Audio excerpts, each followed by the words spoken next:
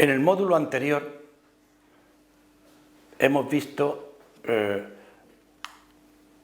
la primera concentración de un cultivo de microalgas, sobre todo para productos de bajo costo,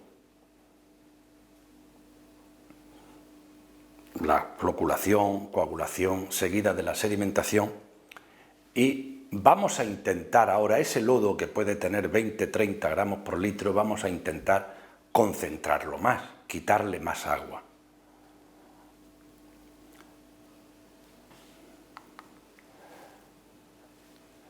Mediante operaciones en serie. Acabamos de terminar la sedimentación, pues ese lodo intentar quitarle más agua, por ejemplo, mediante filtración o, por ejemplo, mediante centrifugación.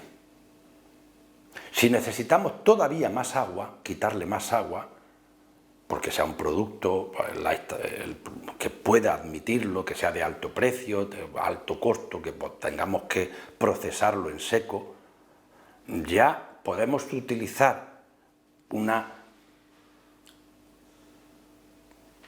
eliminación térmica del agua, pero estamos eliminando muchísima menos cantidad de agua que desde el principio y por tanto no nos consumimos tanta energía. En esta segunda módulo de cosechado también vamos a ver los métodos más usuales de pretratamiento de la biomasa y, igual que en el módulo anterior, terminaremos con una lectura recomendada.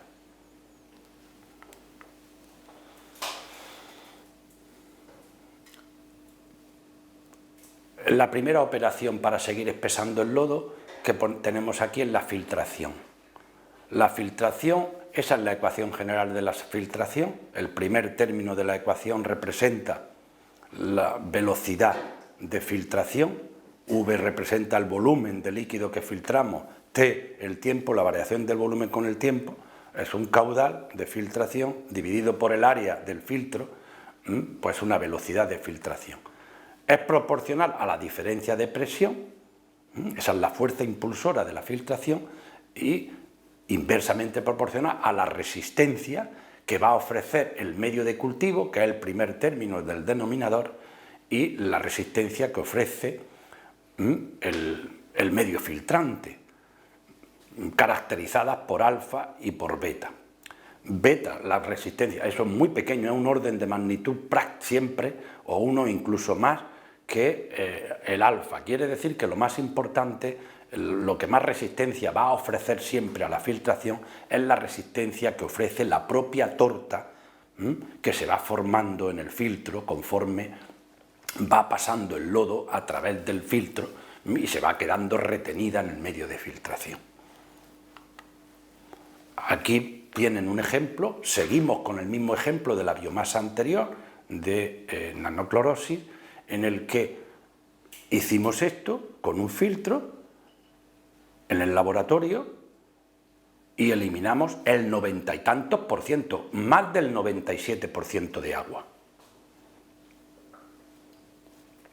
Quiere decir que ya habíamos concentrado en la etapa anterior de sedimentación y ahora por cada litro de concentrado que procesamos mediante filtración, que tiene una concentración de 30 gramos litro, lo que estamos ya procesando, le quitamos ahora otros 970 centímetros cúbicos de agua a ese lodo, el 90 y tantos por ciento.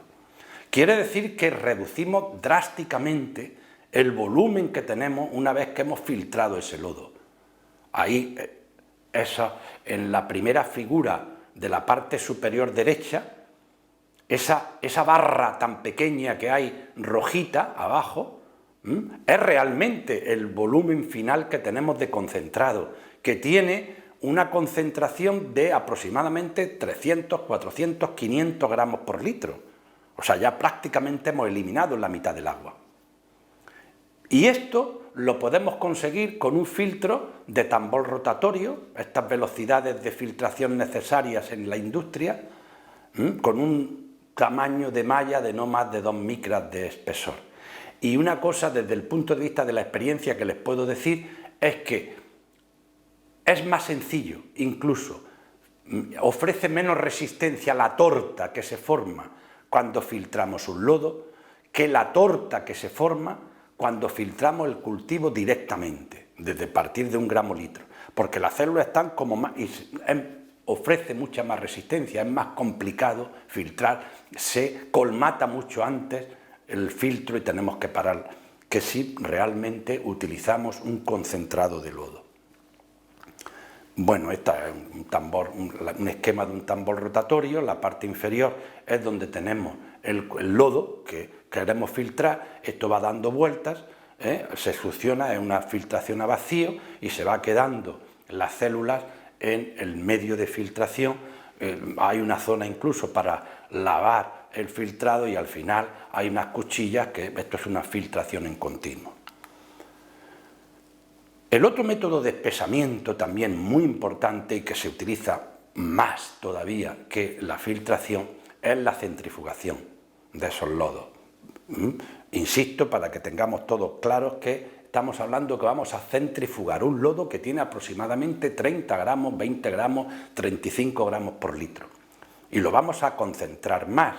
Ahí tenemos la ecuación general de la centrifugación. O sea, el primer término, la primera ecuación, representa la velocidad de sedimentación de una partícula en el seno de un campo centrífugo, igual que la ley de Stokes. El omega cuadrado R que aparece en el denominador es en definitiva la aceleración de la gravedad de la ley de Stokes. El omega cuadrado es la velocidad angular con la que gira el tambor de la centrífuga, que está relacionado obviamente con el número de revueltas por segundo, con la ecuacioncilla que tenemos ahí, de pi por n partido por 30.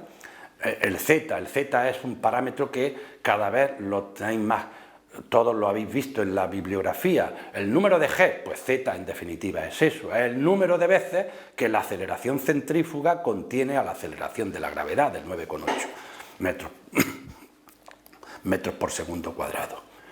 La ecuación siguiente, el caudal, es función de esa velocidad de sedimentación en el campo centrífugo y está relacionada con un parámetro característico de esa centrífuga con la que es el sigma. Ese parámetro sigma representa el área de un sedimentador, los metros cuadrados de un sedimentador, como los que hemos estudiado en el módulo anterior, que puede hacer exactamente lo mismo que hace una centrífuga. El parámetro nu es el rendimiento de la centrífuga. Todo esto son datos del fabricante, el sigma y el nu. Y la velocidad de sedimentación, que la conocemos en función de las vueltas que está dando, de cómo opera la centrífuga. Por tanto, tenemos el caudal que podemos introducir en esa centrífuga, el Q, con esa ecuación. ¿Que queremos ahora escalar la centrifugación? Pues tenemos la ecuación que viene en la parte inferior de la transparencia. Q1, o sea, el caudal con el que hemos trabajado, y dividido por sigma 1, que es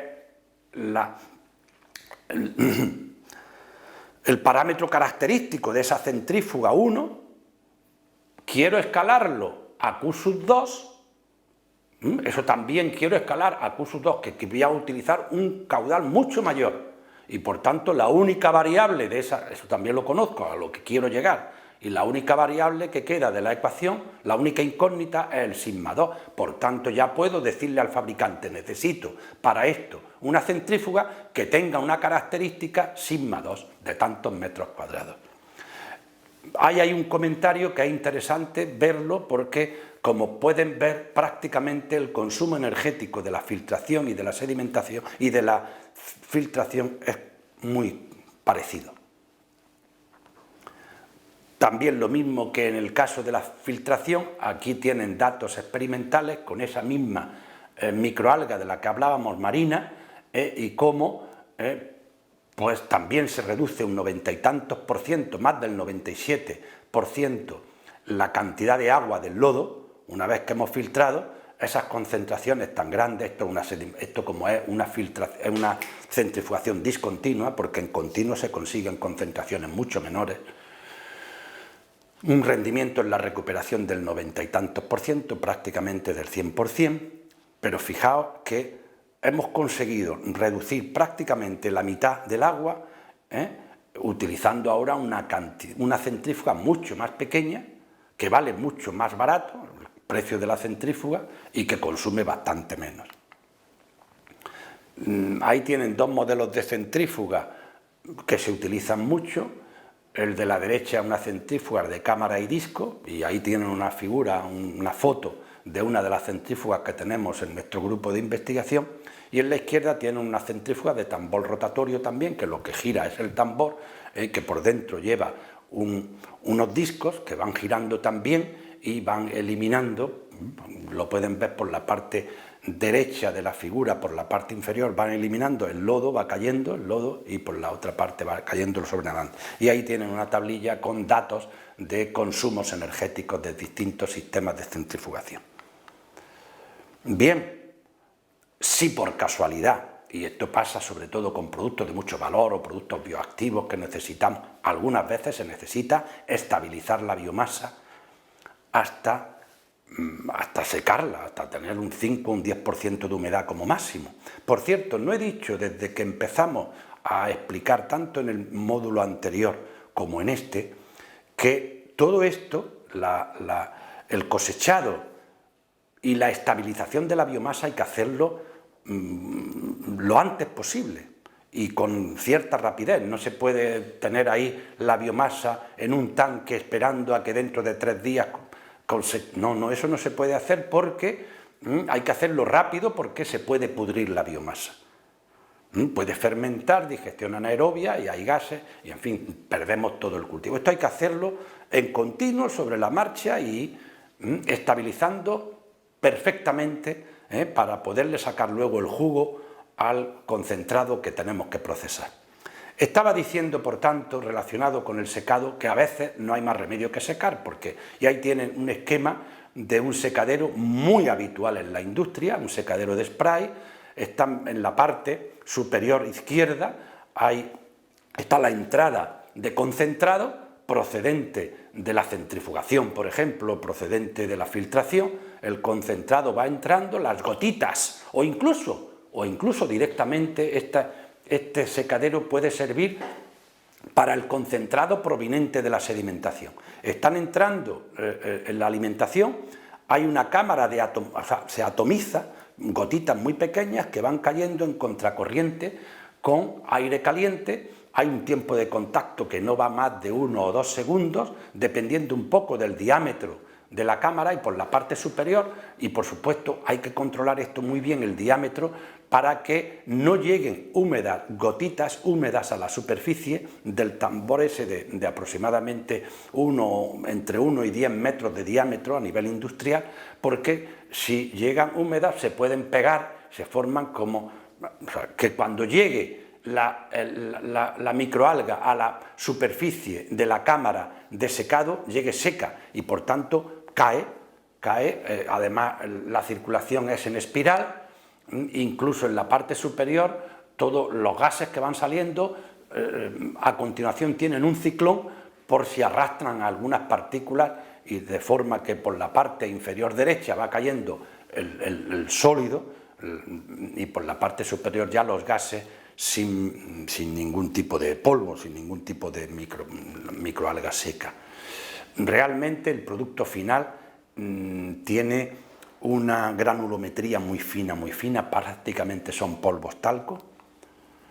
Aquí hay otros sistemas más rudimentarios de secado. El de la derecha es un secadero pues artesanal, por ahí de convección. En la parte inferior del suelo se ponen unas placas negras que actúan como cuerpo negro, calientan el aire y van pasando por la parte al fondo por esas bandejas, un secado por convección. Y esto de la izquierda también es un esquema también de un secadero de bandejas. Se utiliza mucho menos que el secadero de spray que hemos visto anteriormente. Luego, otra forma de estabilizar la biomasa puede ser mediante la liofilización. Disculpen que aparezca ahí mi foto, es que no tenía otra foto del liofilizador, pero quería mostrarle el liofilizador semi-industrial que tenemos en nuestras instalaciones En definitiva, la liofilización consiste en coger el concentrado que sale de la centrífuga, lo metemos en unas bandejas, lo congelamos y a continuación, una vez que ya está todo congelado, todo el cultivo congelado, hacemos vacío y se produce una sublimación, pasa el agua del estado sólido al estado gaseoso. Al final tenemos una torta de liofilización con una granulometría totalmente diferente de la que hemos comentado anteriormente en el proceso de secado por spray. Bien, hay otro detalle que hemos dicho en este módulo que íbamos a de pretratamientos. Muchas veces, la mayoría, sobre todo cuando queremos, hay que pretratar, o sea, hay que romper, si es posible, la célula. Un lodo tiene células, pero no están rotas. He dicho un lodo porque la liofilización y el secado en sí mismos constituyen ya un pretratamiento. O sea, podemos ya considerarlos que una microalga que procede de un liofilizador, que ha sido liofilizada, ya su superficie ha sido totalmente alterada, porque fijaos que ha tenido que pasar el agua del estado sólido al estado vapor a través de la superficie de la célula. O sea, que realmente ya eso se puede considerar un pretratamiento.